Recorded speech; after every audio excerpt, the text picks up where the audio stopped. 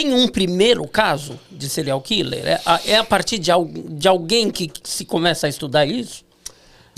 Olha, é tanta coisa aqui. Vamos, como diria Jack, estripador por partes. E falando do Jack, sem dúvida nenhuma, ele é um marco temporal. Não foi o que mais matou, não foi o que mais ficou no anonimato, não foi o que matava com maior sadismo, ele não foi melhor em nada do que ele fazia. Mas ele apareceu no momento da história, obviamente, certo, no momento certo, para ficar famoso, como ficou, virar uma lenda, como ele virou. Porque, na verdade, nós temos, ao longo da história, uma série de homicidas em série, né? Desculpa aí as palavras semelhantes, mas nós temos vários homicidas em série. Nós temos, em Roma, nós temos Locusta, que era considerada uma envenenadora em série e tudo mais. Então, já tem alguns que falam sobre ela, consideram ela. No Brasil, em 1863, nós tivemos um caso em Porto Alegre, né? Que era o caso dos linguiceiros da Rua Arvoredo, que supostamente matavam e transformavam em linguiça e distribuíam linguiça pelas ruas ainda de Porto Alegre. Lembro sempre, quem está nos acompanhando e pode nos corrigir, a parte que eles faziam linguiça não é totalmente comprovada, tem inclusive trabalhos de mestrado e doutorado que falam que não fizeram, tá? Mas que realmente nós tivemos algumas mortes, e essas mortes podem ser atreladas a um casal específico de Porto Alegre naquela época. Realmente tivemos essas mortes e tudo leva a crer que foi um dos primeiros no Brasil catalogados. Isso em 1863. Em 1888 nós tivemos Jack Estripador, principalmente depois do segundo semestre, né, de 1888, Jack Estripador matando 5 vítimas, 5 prostitutas ali da periferia de Londres. Nós tivemos Karl Derken, né, na Alemanha, também nasceu em 1860, mais ou menos. No final do século XIX, ele também matou e canibalizou algumas pessoas e também dizem que vendia a carne humana como carne de porco. Isso na Alemanha, no final do século XIX. Tinha o termo serial killer? Não tinha. Mas nós já tínhamos uma série de indivíduos que cumpriam esse conceito. Nós tivemos o Albert Fish nos Estados Unidos. Esse é bem pesado, o Albert Fish.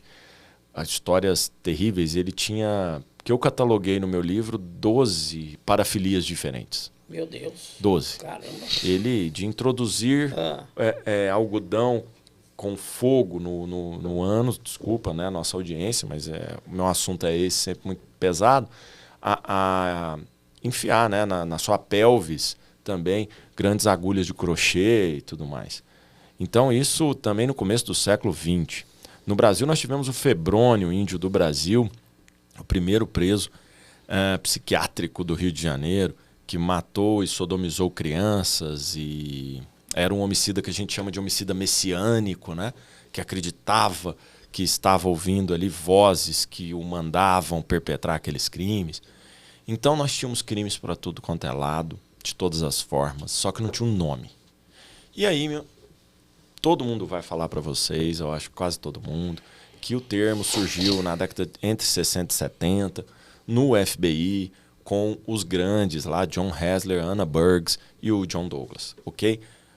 No entanto, no meu livro, na pesquisa que a gente fez aí quase durante uma década, o que nós percebemos? Nós tivemos contato com um artigo alemão de 1932, que vai falar, pelo menos pela primeira vez, que a gente percebeu serial murder, né? O serial killer, o matador em série.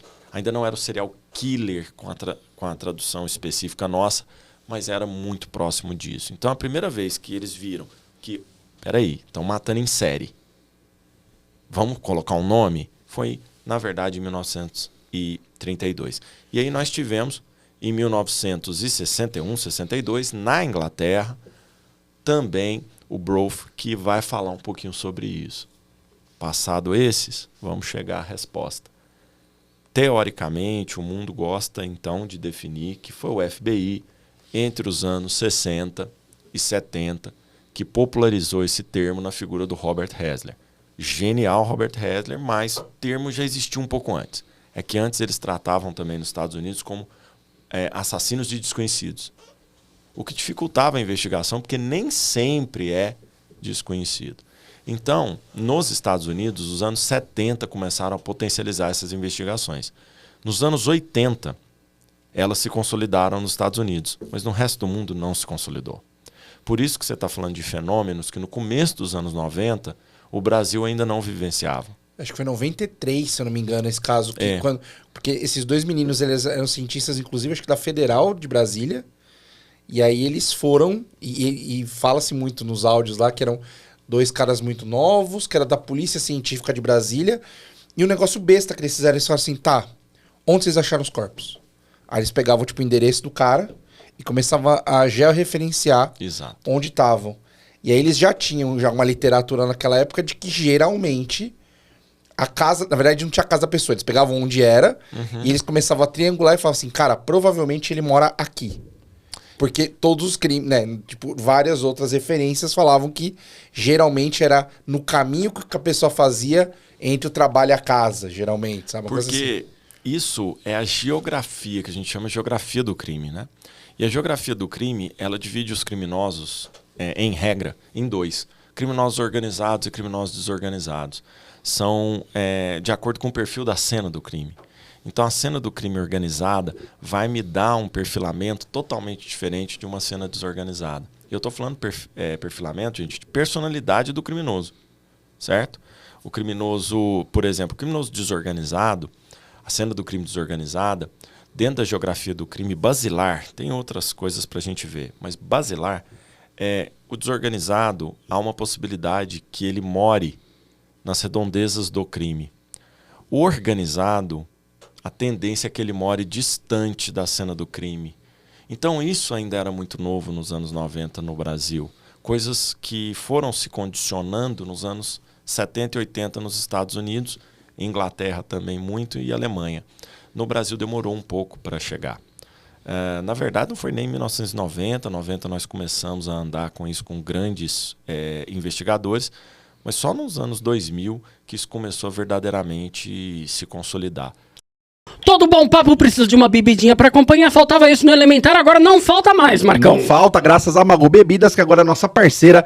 Foi a primeira empresa a criar o Moscou Mule, que já vem pronto pra beber. Vem até com a espuminha, a caneca. Licores maravilhosos, incluindo o doce de leite que tá aqui na mesa aqui. Meu Deus, sabores incríveis. E a cachaçinha no barril de carvalho, que é pra quem gosta aqui. Sensacional, DVD. Faltava bebida no Elementar, não falta mais e também não pode faltar na tua casa. Então entre em contato agora com Magu Bebidas. @Magu Bebidas no Instagram, atendimento 24 horas por dia, entrega em todo o Brasil, receita de família, cuidadinho ali de artesanal, mas qualidade industrial.